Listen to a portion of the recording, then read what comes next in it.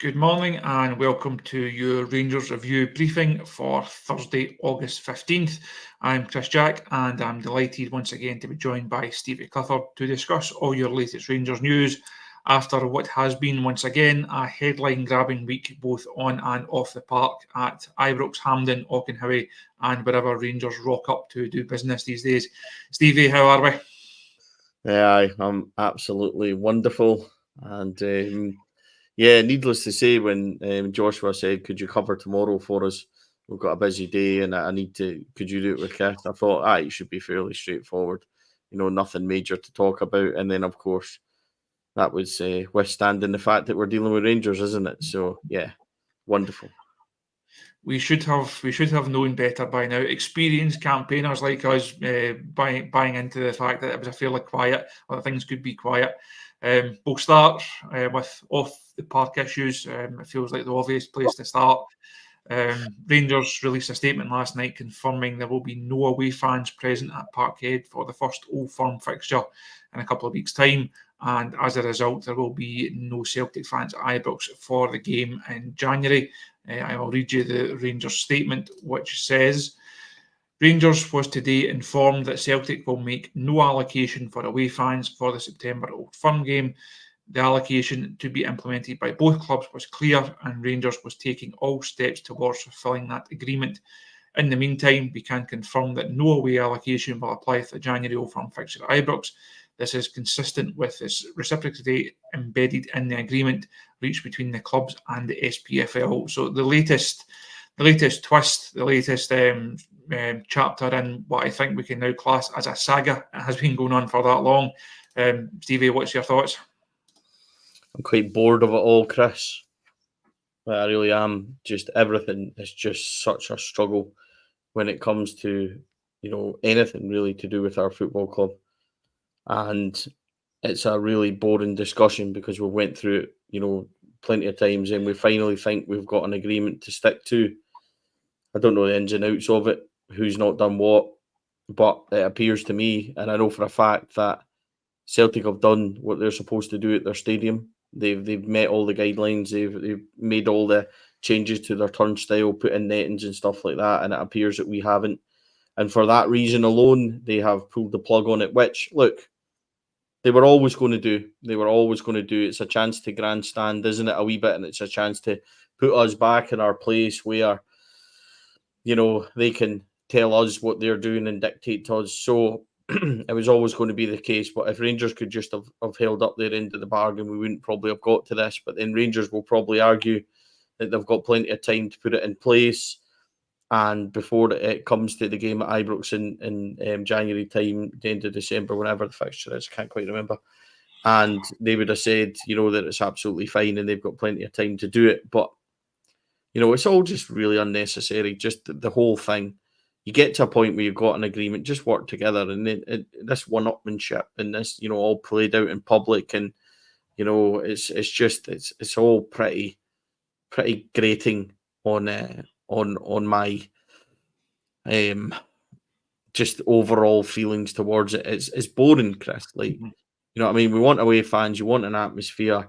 We experienced without it. Nobody liked it, and that's it. So now we're back to the stage where they're at each other and that again. It's very tiresome. I don't know how do you feel about it? Is that unfair?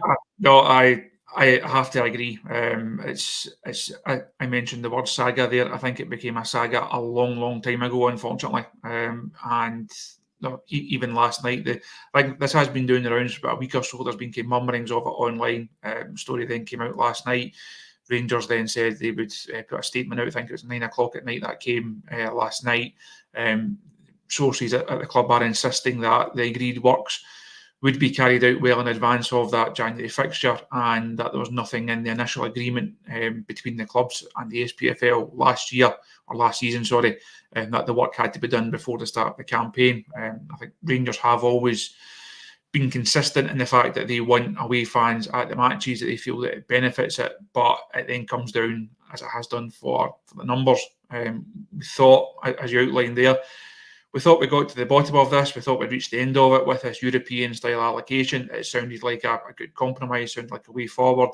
But now, after this latest twist, it's understood that Rangers will take up the matter with the SPFL, and it will no doubt drag on. We'll no doubt have to discuss it once again. And ultimately, whether it's this issue, whether it's transfers, whether it's Hampden, whether it's the ongoing works at Ibrox, as we've spoken about before, it's the Rangers fans that you have to feel sorry for, because they're the ones that, through no fault of their own, through everything, they're the ones that are caught in the middle of this saga. I almost said, we're beginning with S and we're sworn there. they're the ones that are caught in the middle of this. And as you say, it is just becoming a bit boring. Just sit down, sort it out, do what you have to do to get fans back into these games, to give the Old Firm back a bit of that USP, and then let the best team win on the day. The issue that the fans have got is Chris, Jesus, all over the place this morning, is that we're just fed up. Everything is such a struggle. Like everything, even when it comes to the most basic things, get an agreement, stick to it, do the work, get on with it. It shouldn't be overly difficult. And I think that's the issue that everybody's got. And even if, the facts are a certain way, or, this isn't Rangers' fault or whatever, everyone's just fed up of everything becoming that word you used, a saga. And it's just, it's just all over the place. And I think that's the biggest issue. Rangers fans are tired of, and this is what I'm hearing, even last night when I was at the B game, people coming up to me asking what's going on. Have you heard this? Have you heard that? Why is everything such a hassle? That's what everyone kept saying. Why is it always like this? And I think that's the biggest issue. Nothing's ever straightforward. And I said at the start, I'm bored. I am bored. It's just hassle all the time. And I'm just a punter, Chris, like the same as everyone else, a normal Rangers season ticket holder. I get it. And I feel like the way everybody else does, everything's just such a hassle to do anything that's apparently straightforward.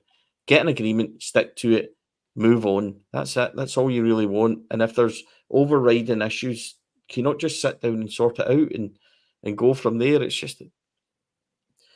grating. It's very, very grating how everything always seems to be a struggle. In terms of things being a struggle, I think the transfer market, it's fair to say, that has been something of a struggle. I will have a piece on the site later on today, looking at where Rangers are and what needs to be done over the next couple of weeks before the window closes. I think it's safe to say that there is a lot of work still to be done. So that my job for this morning is to go through that and try and decipher where Rangers are potentially heading. You can send all your good wishes my way. But before we go on to talk about the squad, I've been ordered by the bosses above to give our excellent summer seal another plug. We've spoke a bit about it on the show over the last couple of days. In terms of deals that have been done, this is the best deal that you will see this summer. I can guarantee that. £12 for only for 12 months of the Rangers Review website. We've been delighted with the numbers so far this week, and thank you to everyone who signed up so far. We hope that you're enjoying the content, even if you're not enjoying the performances and the results right now, unfortunately. If you like what we do on the Rangers Review YouTube and our social media on the shows, having guys like Stevie on, and you like to support our work, the best way to do that is obviously to follow and subscribe to the channel, and certainly to subscribe to the website. And this is your perfect time to do it. So there's your offer. All the links are in the description below. I say £12 for 12 months full coverage. And by the wonders of modern technology, I can remove that one and I can bring this one in. I'm getting good at pushing these buttons, Stevie. I'm officially, once these sales figures come in, I'm due a pay rise for the amount of buttons I'm able to push now. This is the Rangers squad as it stands. This is the graphic I'll be using for my piece later on. How would you rate it? How would you rank it? And I think if you compare it to the squad of last season, the one that ended last season, safe to say that Rangers are not in a stronger position. Yeah, no, they're not. Yeah, what do you say about that? I think there's a lot of work to be done, Chris. I think we know that. Look, said a couple of weeks ago when they got in proper and they got in Journey that it was heading in the right direction, because that's two quite good bits of work. I think we've seen early enough that both of them are going to be decent acquisitions. And I said at the time the context of that was that you need 4 or 5 more of that standard coming in the door. We've now went 2 weeks of inactivity. And the context then changes, doesn't it? Your feeling then changes towards it, because that little bit of hope and that little buzz you got and that little, right, okay, things are finally happening. Once again, we're left 2 weeks on thinking, well, it's now not looking positive. So you look at that team, if we're honest, needs a centre back, both full back positions. Could very well change. Midfield needs another midfielder. Number 10, what do you say about the number 10 position? You know, he likes Lawrence, doesn't like anybody else, and Lawrence is offered in the last, I think, 4 games that he started, 0 goals, 0 assists, 0 kind of big opportunities created, anything like that. And I think he's been subbed in every game, but yet he's still a shoe-in for that position. Cortez is injured. Matondo is inconsistent on the left, so do you need somebody in there? Yeah, you do. On the right, Cherny's okay. McCausland's learning, so that's probably okay. Up front, Dessers is Dessers. You seen it the other night.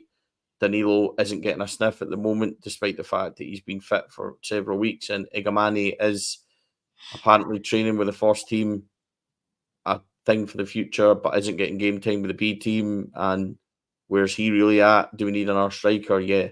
So there's a striker, a winger, a 10, a midfielder, a centre half, a couple of fullbacks. Yeah. Goalkeeping's all right, Chris. Butland and Kelly. Yep. Budanakis and 1 or 2 cracking young goalies as well, which we'll talk about. But do you know what? In all honesty, you could lose out of that picture, off the top of my head, you could lose 7 faces in there, Chris. Logically, Matondo, Dessers, Lowry, Hadji, Cantwell, Wright, Dowell, Ben Davis, you know, then your right back, could James Tavernier go, Adam Devine, sorry, Leon King. These are guys that are nowhere near where they kind of should be. And that's more than the 7 I said off the top of my head. There's plenty in there, Chris. You could move along and not really overly concern yourself with where we are and bring in proper first team players. But we've been saying that all summer now. It seems like I'm just boring people. I'm boring myself because I'm saying the same thing over and over again, that, you know, this first team needs urgent action. It's not coming. It's not happening. It's certainly not happening as quick as you like. And then if it does happen in the next couple of weeks, it's going to have to be a major uplift to do something with this team to make it worthwhile. And let's be absolutely honest, because everybody's thinking it. In the next couple of weeks, we've got a really awkward cup tie on Saturday at St Johnstone, which is no longer a given because it's at Hampden. You know, it's going to be a sparse crowd. They'll fancy it. They thrashed Killie last week. Their tails will be up, and that becomes awkward for us. And then we've got Ross County, and then we go to Parkhead. And everybody knows that if that turns out the way it has in previous years, then the reaction to it will be absolutely toxic. And once again, we're in the same situation we were with Michael Beale last year. In history, the more it changes, the more it stays the same kind of thing. And it's just, I'm finding it difficult to look at the other side of it after the other night. And I was waiting for something the other night. I wanted a big performance. I wanted a Rangers team that was up for it. And it was just very bland. And I think we're now at 7 wins under 23 in Philip Clement. And it comes to a point where people need to just, or people are saying rather, sorry, it's all a bit understated. It's all a bit, you know, where are we? Like, where are we? All these promises, all these things of big transfer window, big rebuild. Where's what's really happening? And that's what people are saying to me, Chris. People are saying to you, I know we discuss this on what seems like an hourly basis. That's what people are coming back to us and saying. And it just, the overall feeling towards it is all just a bit.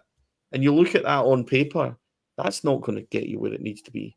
In brutal honesty, is it? It's not going to get you where you want to be.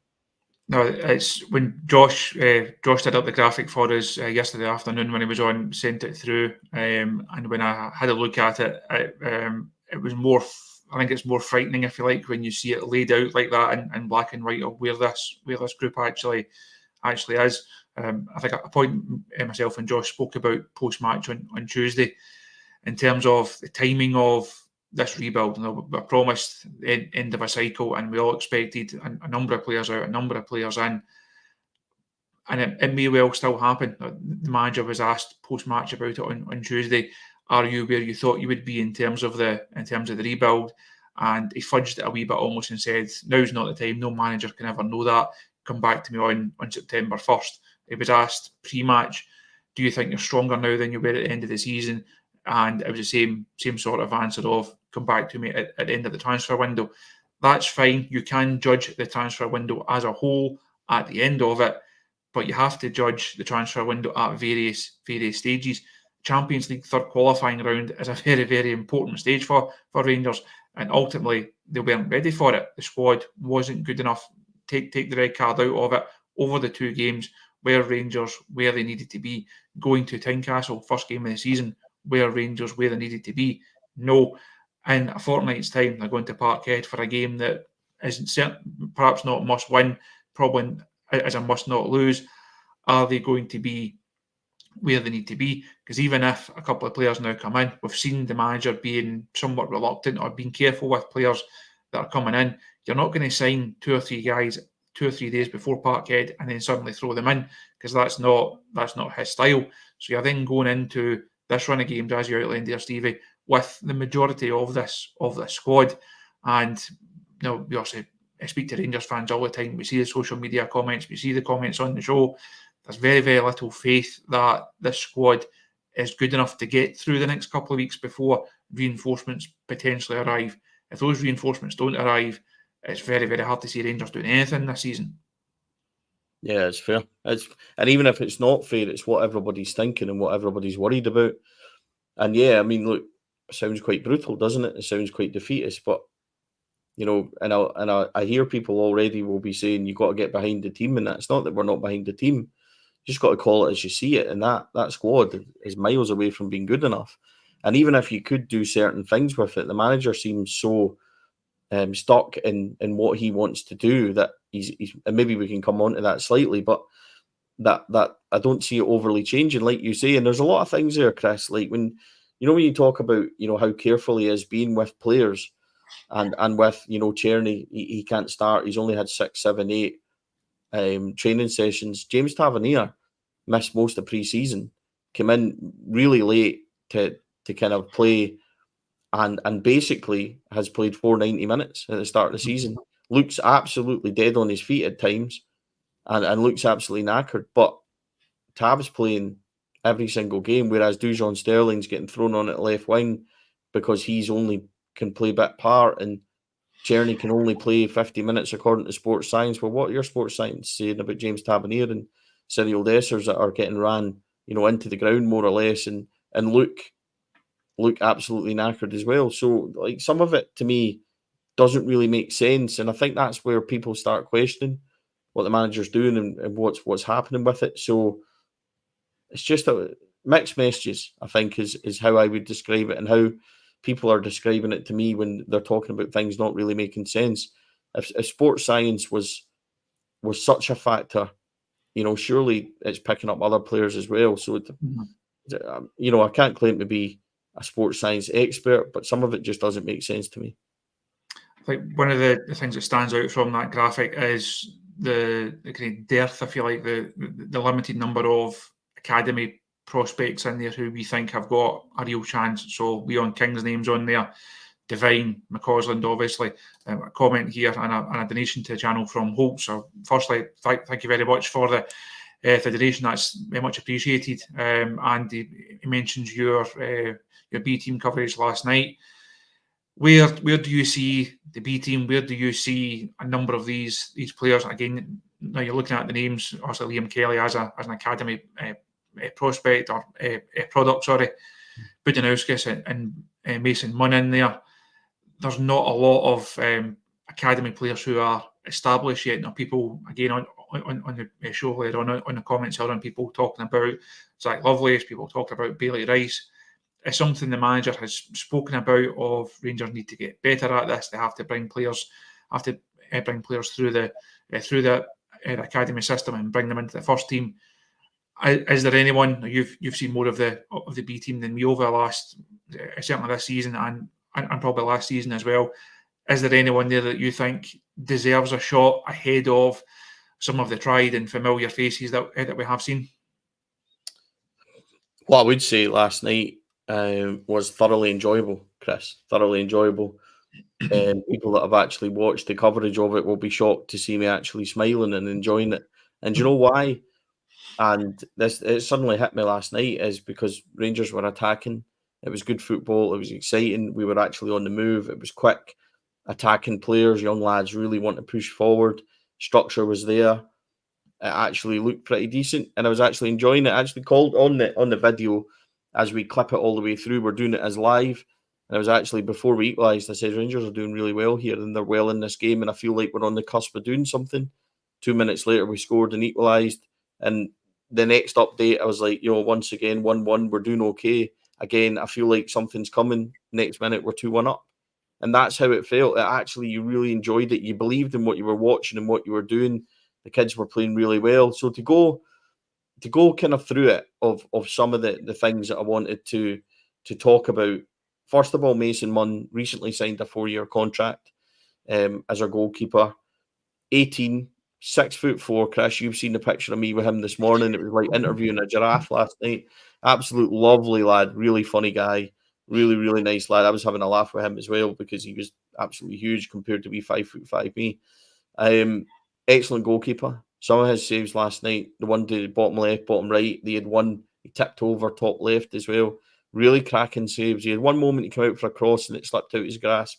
And that led to a bit of a stramash, Chris. There's a nice word for you. That's how I described it last night as well. But it was fun. It was a fun game. Clyde, obviously a lot of kind of senior pros in there, experienced players. And it was a good ding-dong battle, end to end. It was really good. So he was the first one. Enciala at the back. A lot of people asking about him. I thought he was really harsh, the penalty that was given against him. I've only seen it once. Don't get the opportunity to see a replay, obviously. It was a kind of bouncing ball. He's cleared it. The boy's really low trying to header it, and there's contact. Of course there is. But Enciala whips the ball away, and I think he was really unlucky there. I'll probably see it, and it'll be ridiculous. And I know Stonewall penalty that you've yeah, ever seen.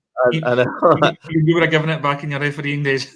So there is always that. But I thought he did fine. Leon King next to him helped him through, and that's where you could see Leon King's still a young lad himself, but really helped him through. Leon King had a lot of good headers, clearances, at back post and things like that, which was really good. So they two were fine. I think Enciala is definitely a project, but there is something there. He looks like he can grow into something. I'm not saying he's ready right now. I think that's different. That's a different question, but he's certainly got something there where you can harness that and look to the coming years, which obviously they're doing. Bailey Rice in midfield showed a lot of good moments, a lot of good passing, but again, he was quite quiet. I think it was quite a rushed game last night, if that makes sense. So there wasn't a lot of midfielders getting their foot on the ball and things. The boy next to him, Paul Enciala, was actually really quite impressive. He had a good turn of pace and he won a lot of things. Up front, man of the moment, Alex Lowry on the left-hand side. The first goal, Chris, is absolutely ridiculous. Anybody that hasn't seen it, go and seek it out. Try and have a look. It's on social media. Cuts in from the left-hand side, takes a touch, and he just whips a ball straight in the top corner from fully 30 yards out with his right foot. And the actual movement, we're right behind this at New Douglas Park. So we're looking right straight on at it behind it. And the movement, it curls, starts way out and curls right in. And it's just a lovely, lovely moment. His winner, goalie should come out and clear it. He doesn't. Caught in no man's land. So Alex gets to it first, rounds the goalkeeper. And again, you're sitting thinking, this is quite a tight angle. What's he going to do with it? And he just rolls it in because that's what Alex Lowry can do. So he just rolls it in. The big plus, I think, for me was a cameo of Zach Lovelace in the last 30 minutes. And this was the difference, right? Rangers went down to 10 men last night. It was quite a wild challenge, actually, by Callum Burnside that put him off. He caught Jordan Houston, ex-Rangers, flush at full pace, and it was a lunging challenge. We asked Malky Thompson about it, and Malky was of the opinion as well. It was fast. When you get a really fast challenge and both are at full pelt, it didn't look great. Jordan Houston actually got taken off, so we hope he's okay because you don't like to see that in anyone. And Zach Lovelace, the difference between the men's team and the red card and that last night was Zach Lovelace was your out ball, and because he was so quick, when Rangers broke, you were able to stretch the game because Zach Lovelace had the pace to take you right up the pitch. And he done it brilliantly. Lovelace could have had 3 last night, and he was on for 30 minutes. He went clean through twice with his pace. Keeper produced 2 good saves, but he was really good, really promising. I think Lovelace probably should be on that graphic, if I'm honest, because out of everybody that your breakthrough moments and things like that, and he only had 30 minutes, Zach Lovelace was eye-catching. So quick, pacey, strong, a load of running, missed chances, so you'll fit in perfectly up front with our guys. But no, in all seriousness, for a guy that's just back and people have been asking where he is, so I think that was his first 30 minutes since his injury, more or less. But he's certainly got something about him, Zach Lovelace. And I think that I don't know where Igamani is in terms of we haven't seen him yet and how long it's going to take to get him up to pace. Lovelace is a definite option for us. And I think that should he have not got injured when he did, we've seen enough. Maybe at St Mirren, I remember he had the wee run down the right-hand side, step over, and he showed quite a bit that you maybe think. And I definitely think Zach Lovelace is well worth watching with regards to people that are coming through from our B team. So overall summary, there is a few in there that I'll keep an eye on. Mason Mount, as I said, in goals, in a few years' time is really going to push on, I think. And he's one that you're going to be looking at. And then obviously you've got your Bailey Rices and things like that. But Zach Lovelace for me is incredibly exciting. Really, really good to watch. Considering we had 10 men in the way we were playing it, and he's up against experienced pros in that, he was very good, just lightning quick, Chris. Mhm. And I think I think that's probably the difference in what we've been watching and what seen last night. And I get the levels. Look, I get it. It's SPFL trophy, and it's low league stuff. It's B team games. I get it 100%. But there's enough there to be convinced that Zach Lovelace has got a real chance if he's afforded it. So that was a big takeaway last night. Alex Lowry does what Alex Lowry can do. Capable, more than capable. But then you see him put in 45 minutes at Birmingham, which looked like he didn't care in the world. So where do you get the line with Alex Lowry? And I see people saying Lawrence, etc. I understand that completely. And would you sacrifice 90 minutes of a boy being in it just so that he can produce those moments last night? The absolute truth is, yeah, you probably would. Like, as a fan base, you absolutely would. But the manager doesn't, and the manager won't. He likes Lawrence because he does a specific job. He sticks to where he should be and where the manager wants. This is what I was thinking last night. Cantwell, Hadji, and Lowry have all got one thing in common. They're all very flamboyant. They all like to try stuff. They all like to float about, play outside their position, wee bit Maverick style, and none of them are playing. I think that tells you quite a wee bit about where the manager is and what he's doing. But do you know what? As I said, to summarise, it was actually a lot of fun last night. It was nice to speak to Malky after, nice to speak to Mason after as well, and yeah, really, really, really positive. There was a lot of things that I took away from it, thinking not necessarily for now, but there's certainly a few players in there that can make it in the future. Zach Lovelace, I think, should be there and thereabouts our squad. That's what I would certainly say. He's got something to offer. How we build him in and how we play him in and where we use him and things, that's up to somebody else. But he's definitely got talent, Chris. Definitely a really talented boy. Good stuff, Stevie. Thank you as always for your time. We will discuss this further, no doubt, as the transfer window unfolds. So we're now a fortnight away from it coming to our close. As I said earlier on, my piece on the transfer window will be on the site later on today. And while I'm in the habit of talking up my own work, we also have an interview with Marvin Andrews and David Mason on the YouTube channel. It was out last night as we discuss Marvin's biography, Believer in Blue. He talks a bit about his knee injury, obviously the build up to Helicopter Sunday, telling some of the stories from that day and going into his younger years, how he made the move to Scotland, how he made the move to Rangers, and David goes through the process writing the book and his kind of experiences working with Marvin, getting to know Marvin. and talk a bit about his legacy, if you like, amongst the Rangers support. So that's as I say, talking up my own work, but it's well worth checking out. And one final plug for our £12 for 12 months deal as well. You'll find the link for that in the description below, alongside the link for our WhatsApp channel, as we bring you all the breaking news. Hopefully there's breaking news. It'd be nice if there's breaking news over the next couple of days. But Stevie, once again, thanks as always. We'll be back on the show tomorrow morning, and it's press conference day. Stevie, you want to come back in with a final point there? Aye, just on our membership and the £12 offer, if you use Clifford 10, you do get 10% off. So it's even cheaper than £12, Chris. So I think it's a really good deal. And also just a really quick shout out. I don't do this a lot, but a gentleman last night approached me at New Douglas Park called Max. He's going through a bit of a kind of hard time with illness and things like that. That was one of his first games back watching Rangers at any level in quite a wee while.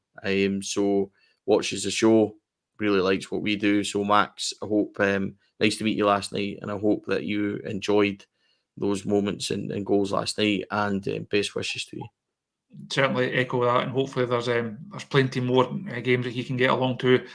Hopefully this Rangers side can give Max and all the fans out there a few more reasons to be cheerful and hopeful over the next couple of weeks. So that'll do us for this morning. Keep an eye on the website and all our social channels for any breaking news over the course of the day. And as I said, tomorrow is press conference day, building up to that League Cup tie against St Johnstone, which I know we're all looking forward to extremely much. So once again, Stevie, thank you very much, and we'll see you all tomorrow.